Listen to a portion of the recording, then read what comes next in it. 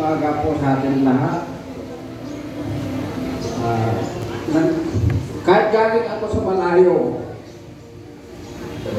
di ba lang si parang hindi ko kayang ilabas yung ano ko eh.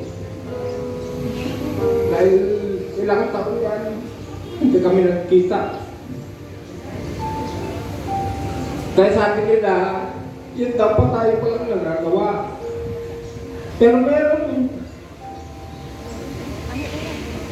pinilit niya namin ko. Mga kapatid namin gusto rin punta. Kaya lang, yung katawan nila hindi kaya. Maaari namin pagtulungan yung pamasahe. Katulad ng nanay ko, hindi na talaga kayang magbiyahe.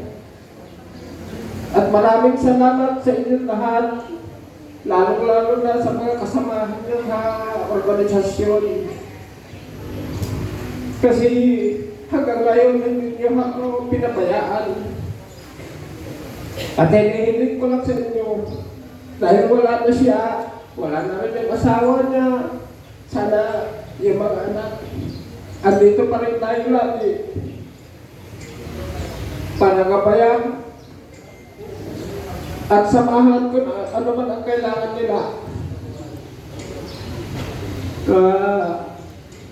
Hindi ko na patatagalin ang ano ko kasi talagang hindi ko lahat yung ano ko.